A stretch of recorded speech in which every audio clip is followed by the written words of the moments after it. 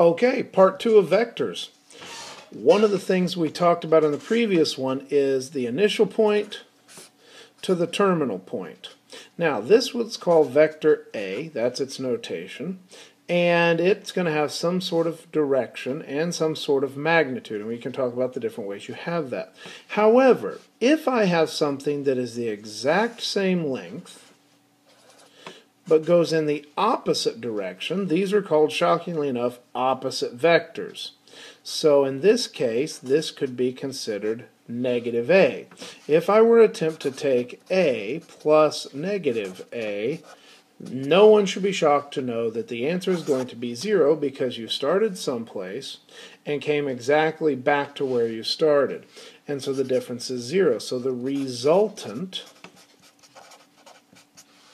of the two vectors is 0. Now, you could have parallel vectors. In this case, I have a vector here, A, and I have a vector here, B. And they are not the same length. They're not the same vector. They are indeed parallel because they have the same direction. Now, if I take two vectors that are in the same direction, I can simply take A,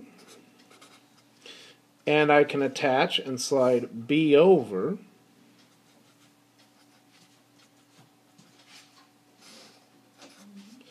and the result of A plus B is going to be exactly that. So for example, if I had A equals 2 inches and B equals 1 inch, we could say that the result is 3 inches in whatever direction this was going. So I can add vectors. To subtract vectors, not shockingly, you could simply take A minus B would simply be A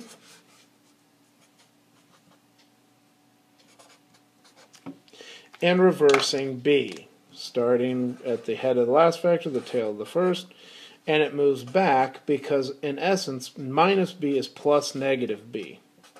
And so in our case we had a 2-inch vector minus a 1-inch vector equals 1 inch. Now, that's all fine if they are parallel or opposites. When they have different angles, this is where it becomes more imperative. Now, I have two vectors here. I have one vector that is 10 centimeters at 15 degrees. I have another vector here that is 5 centimeters at 45 degrees. We'll label this one A and this one B.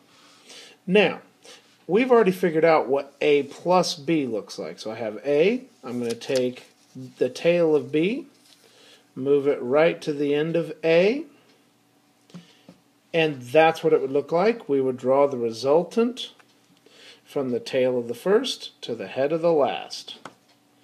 Just like that. So in essence, I would have 15 degrees, 10, 5 at 45. You'll notice I always draw the axes in so I have a clear indication of where each angle is. The resultant will be from tail of the first to head of the last. And finding that is going to be a little bit more tricky because I have no right angles. Now, I can also do 2A, and 2A would simply be this A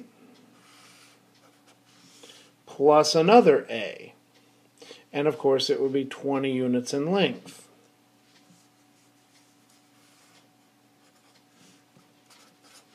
And it would all be in the same exact direction.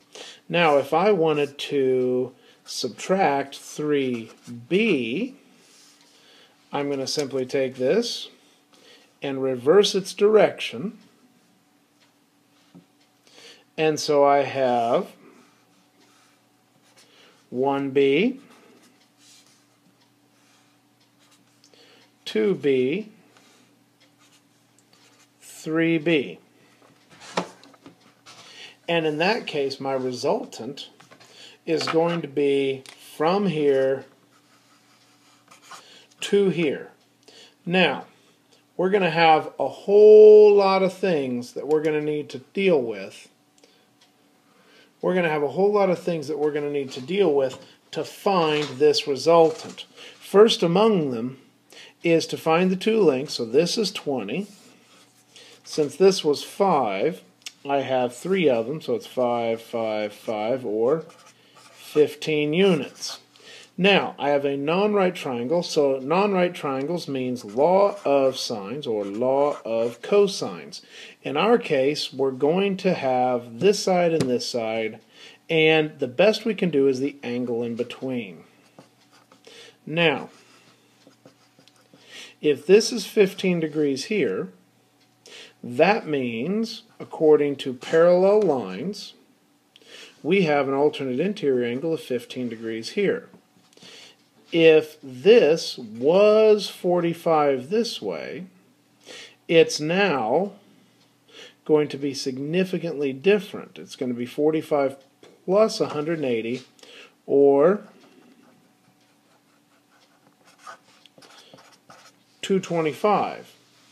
Now, to find this angle in between, all I need to do is figure out from here around is 225. If this is 15, from here to here is 180. That means from here all the way to this side is 195. So obviously, to find this angle in the middle, it's going to be the big angle minus the small angle. 225 minus 195, or 30 degrees. Now you can't use the 30, 60, 90 because I have no 90s. But if I wanted to find the resultant, I would use the law of cosines and say r squared equals 20 squared plus 15 squared minus 2 times 20 times 15 cosine of 30 degrees. If you work this out, you will get r equals a value.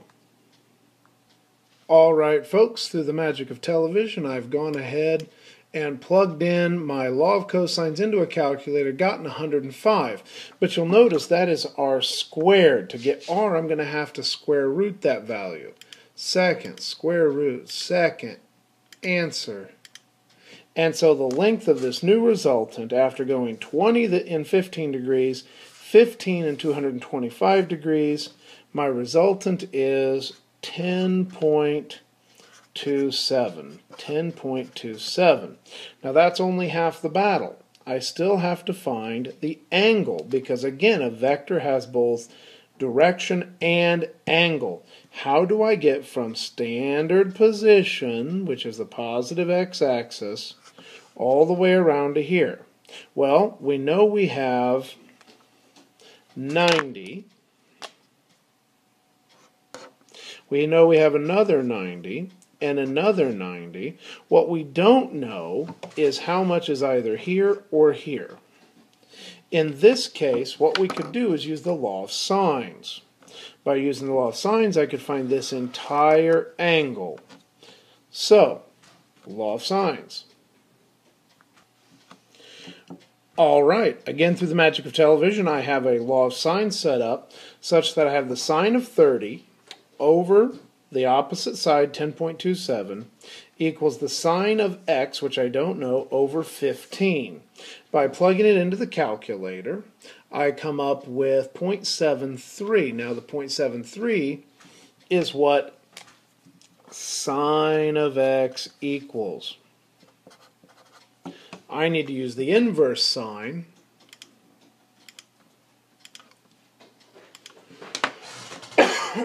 to find the actual answer. The answer is 47 degrees. Now folks, if the whole thing is 47, how do I find this bit? Well, 47 minus 15 would be 32. So 360 minus 32 means that I have 328 degrees. So my vector is at 1027 at 328 degrees. That is my full vector. It's going to be a lot of steps. It's going to be a lot of pictures, so you need to be patient as we work through these problems. The following three problems are your homework. You have 4 centimeters at 340 degrees. You have 3 centimeters at 45 degrees. Your job is to do one problem on one sheet of paper, or one side of a sheet. A plus 2B, draw a big picture, use the entire sheet for the work. Turn the paper over, A minus B. So you're going to have A, and then you're going to flip B around, bring it down, and A, so you have A minus B, and you're going to need another separate sheet of paper there, and finally 3A. So, go ahead, pause the video, write down your problems, get them done.